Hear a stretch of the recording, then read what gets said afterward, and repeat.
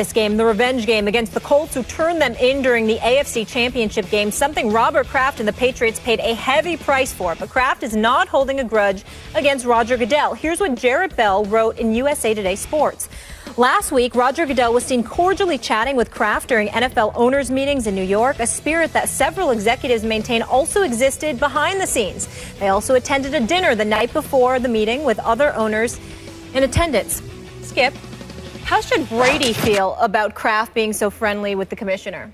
Stephen A., I believe that Tom Brady should be further infuriated about this relationship that has suddenly been rekindled just the way it was before. I think he will be infuriated by it. I hope it further fuels him to take it out on every opponent on their schedule, starting obviously with the Colts and finishing at the Super Bowl.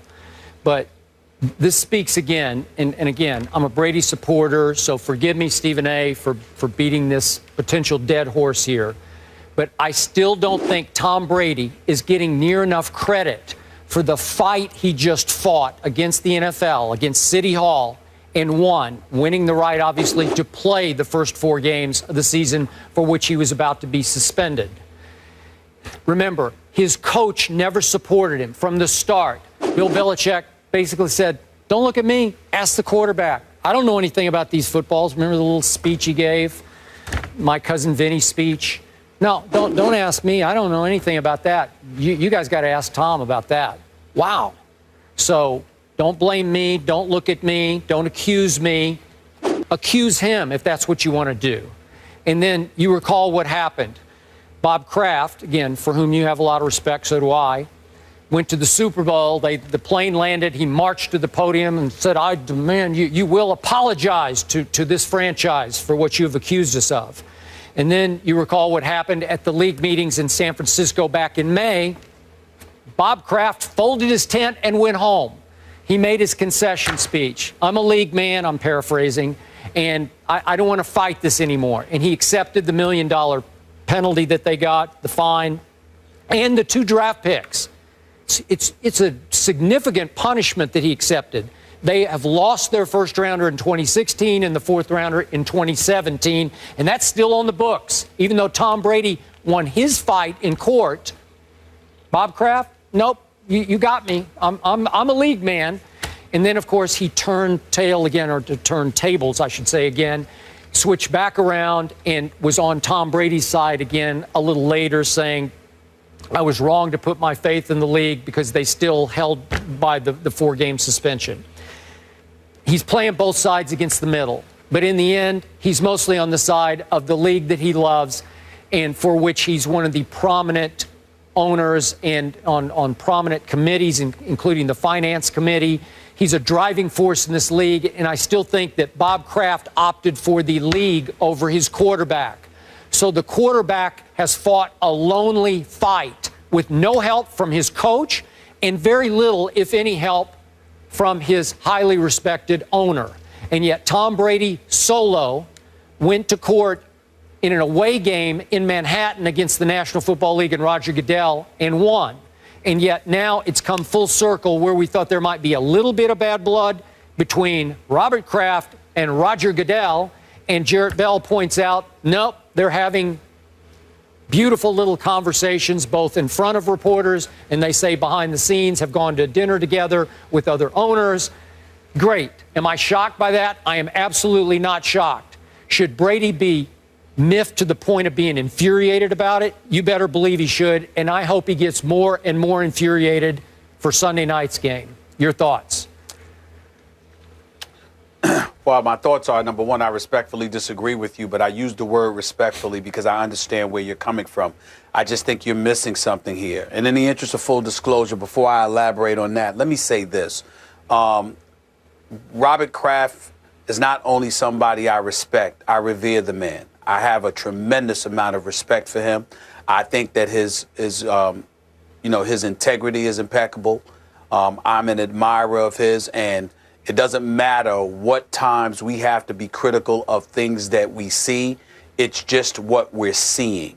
But as it pertains to who this man is, what he stands for, I've had the distinct pleasure and honor of speaking to him one-on-one on several occasions.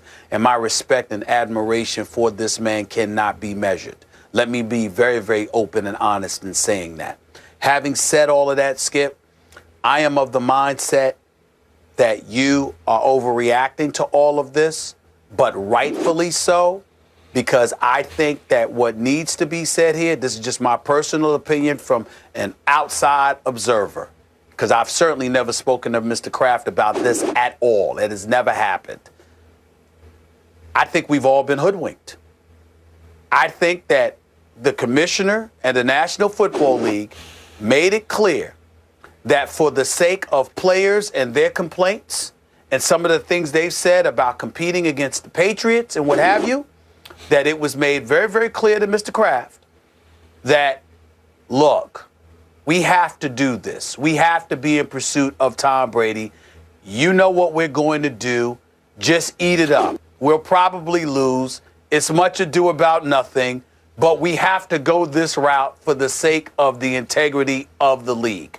I think the reason why it's easy for Robert Kraft to stomach Roger Goodell in the NFL league and how supposedly, fences amended and all of this other stuff is because I think, and not to mention the fact Tom Brady going through what he's going through, but still clearly having the respect and deference to Mr. Kraft that he does and to the Patriots as an organization. I think because Tom Brady was told, and I think because Tom Brady fully understands that Tom Brady had to go through this because the NFL has to make it look the part. I think at the end of the day, the NFL knows it doesn't have much of a case. It's not something that they could win.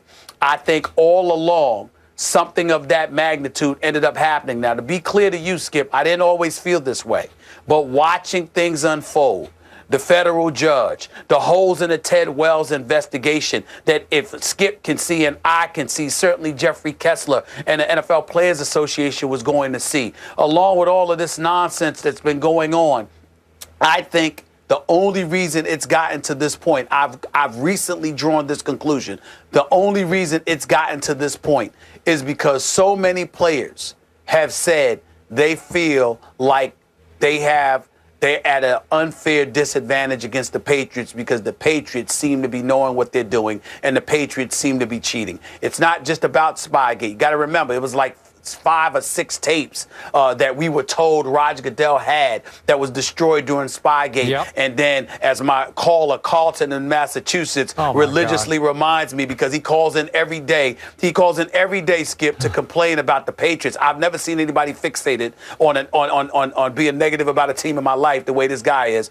But they talk about how there was more than 40 tapes that Roger Goodell had in his possession about Spygate and the Patriots, etc. So I think that when you hear NFL players regurgitating those comments, even by callers and by listeners and viewers and stuff like this, and you realize that there's some truth to it as it pertains to players in the NFL actually feeling this way, I think ultimately Roger Goodell and those guys knew that they had engaged in a losing proposition, but they had to do what they had to do to make it look good, which is why these guys can talk and still go about the business of doing NFL business, because it just seemed like something that was par for the course. Okay, I hear what you're saying. Now I ask you, put yourself for one moment in Tom Brady's shoes and realize that most of the NFL world believes that you cheated and you lied about it, okay?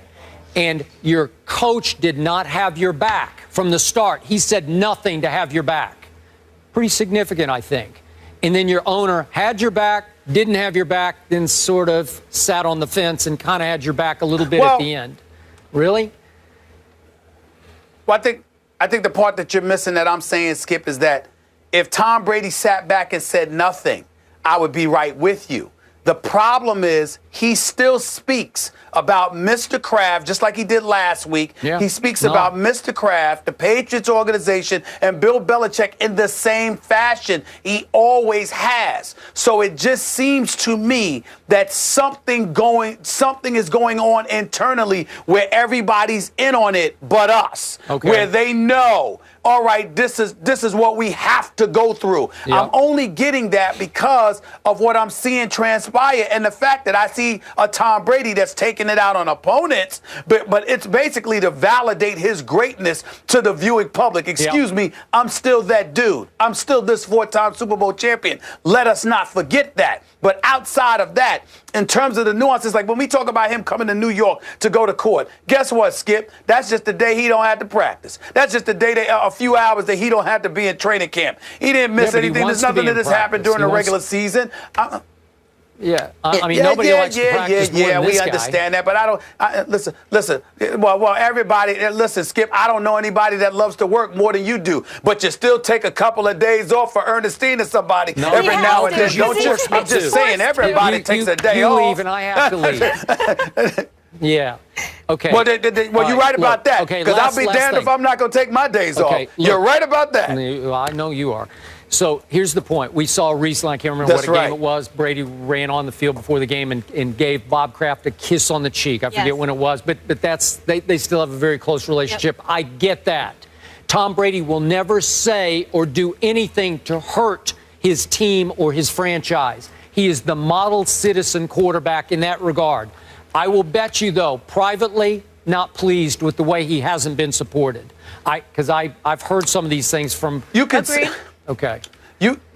And I get where you're getting it from. I understand that. What I'm saying to you is that I don't, even if you don't say something to hurt them, you could be quiet. He does seem to be the same Tom Brady. The relationship seems to be the same as it has always been. Now, if it's not, then that means Tom Brady is putting on a damn good acting job. And if he's putting on that good of an acting job, who knows where else he's used his acting expertise. All right. So let's keep that in mind. All right. Here we go. We got to go to break. But right or wrong, guys, at the end of the day, it's business. So they have to put their differences aside. What does the NFL make? Over $11 billion a year? Yeah. Okay. Did you guys see that catch last night?